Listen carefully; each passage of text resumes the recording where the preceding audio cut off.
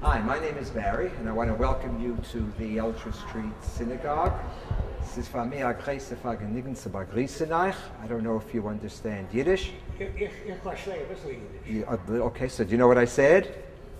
I extend a welcome to you. Absolutely. Then let me welcome you officially to the Eldridge Street Synagogue. My name is John. I'm your docent. I'm your guide for the day. And let me tell you a little bit about the Eldridge Street Synagogue. I think the most important thing to start with is the fact that this is the first synagogue built in America by Eastern European Jews. This was the major synagogue, the most elegant synagogue, the most desirable synagogue on the Lower East Side when it was built, and for many, many years after. The synagogue's origins go back before 1887 when it opened. The origins go back to the 1850s when the founders of the synagogue first established it.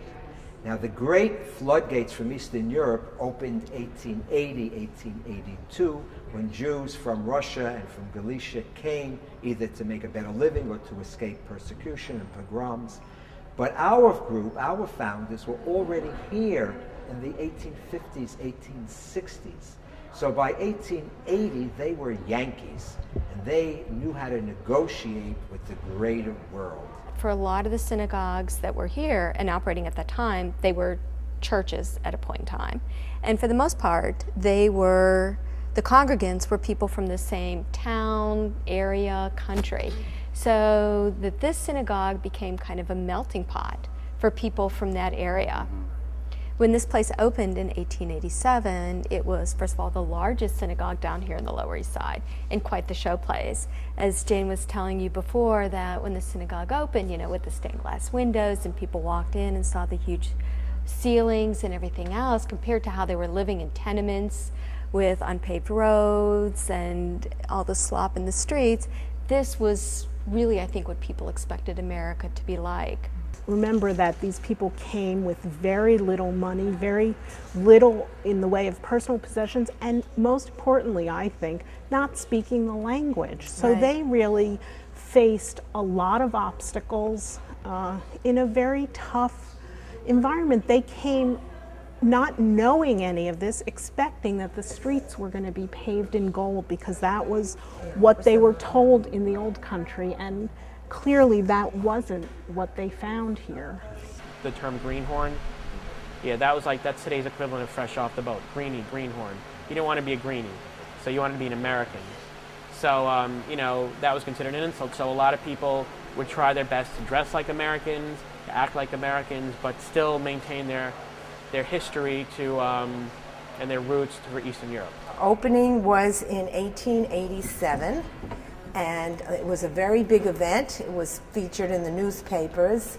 And at the time, you had outhouses on the street. The streets were not paved. When they came to this magnificent structure and prayed, it was a revelation and a reaffirmation that they were in America and they could practice their religion freely and could do better and improve their economic status. They were really very important for them to say, we're Jews, but we can live freely and pray freely in the United States.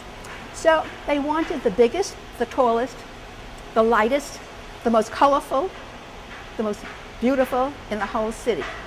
And if you look up, you'll see a skylight. It's 70 feet. We jokingly say that they went around to all the synagogues in the area to make sure this was going to be the tallest. It's not the tallest anymore, but that's it. And so it was built to be the tallest. Look at the space. I mean, this is magnificent space. They tried to make everything look fancier than it really is. You see a lot of faux painting, such as the columns. They're wood, but they're painted to look like marble. And you have this trompe l'oeil where you have, this is supposedly looking east towards Jerusalem. And when the Messiah comes, those curtains will part and everyone will be happy. They were also very proud that they had electricity. Look around the Ten Commandments. Do you see the bulbs? Bare bulbs. Aesthetically, not the most beautiful thing in the world, but it told everyone we have electricity. So they put bulbs wherever they thought it might fit. So this is where the Torahs were kept. And I don't know if everybody knows what Torahs are, but those are the scrolls, the Holy Book, the Bible. They were kept up here. And it's sort of the center of every Jew's life. Basically that's why Jews are called the people of the book. They are kept in this very special place in the front of the synagogue. There were 24 of them in here at one point. So what they would do would be take the Torah out of the ark.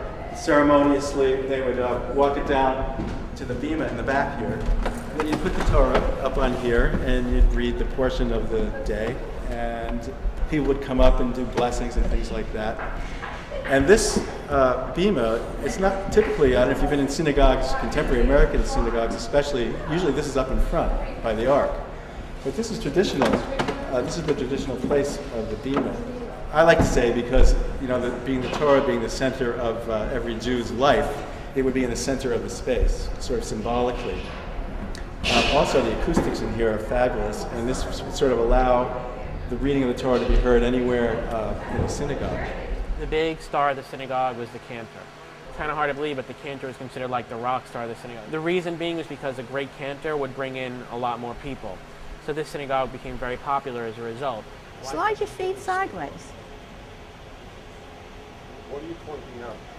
Well, can you see? It's beginning to... Undulations? Yeah. Well, if you stand up in that undulation, you will see or feel that you're standing in the footprints of history, because that's where the men stood. And that's where they shackled. And they prayed. And wood is soft.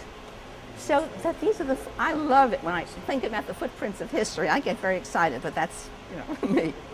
The population in the area and the membership of the synagogue continued to grow through the 1920s. In the 1920s, people began to move out of the neighborhood, and the congregation size diminished. In the 30s, we had the Great Depression, and around the 40s, they really didn't have regular services in this room, but they went downstairs where there was a smaller room, and they had services there. In the 1970s, a professor, Gerard Wolfe, was writing a book on synagogues of the East Side, and he came here and he asked to be let into this room. And he wants to get in, and they tell him no. So the following week, he uses a little bit more safe, a little bit more common sense, and he comes back with a bottle of scotch. Now, what I'm telling you is what I heard. It's not in the book, so I'm telling you what I heard. I'm told it takes them an hour to get through the front door. It's so water-laden. And when they walk in, what they have found is the ceiling of the roof has collapsed. Water pours through the bricks. There are pigeons roosting on the railing that's there. So if there are pigeons on the railing, you know it's on the floor, along with the rats. In 1986, the Eldridge Street Project formed, and it's an entity that's separate from the congregation, and what we do is raise the money to restore the building architecturally, and we also use the space for educational and cultural purposes. So during the fall and the spring, there's a whole lineup of programs, cantorial concerts, plays, poetry readings, historians coming to give lectures, architects coming to talk about the restoration process. So we have that, and then all through the year we have programs for school kids to come and learn about East European Jewish culture, or to learn about immigration, New York City history, all sorts of programs that cater to different groups. It's very important that this building was rediscovered and is being preserved as an architectural treasure, as well as a story of the immigration that took place in New York and the United States. The project does own of signs of the neighborhood in Yiddish. They tell me that some of it's very amusing, where it's transliteration, English into Yiddish, where you would go like laundry. The odd thing is, if you go into Chinatown right now, they have that as well, where they have Chinese characters for English words. Oh, really? And it's just one of those, the more the neighborhood changes, the more it really does stay the same. Like when I first came here, I came here on a tour with my magazine that I work for, and I was just blown away because I walked in here and I felt like I was transported back in time. And that's the feeling that I got. And my grandparents all lived here, and they grew up here, and they, you know, moved out of here, and I kind of felt that connection to them. I'm a docent here, and I volunteer because I like this building, and it's very rewarding to show it to people and talk about it, and have people share it with me. This is a wonderful place. You really have to come back.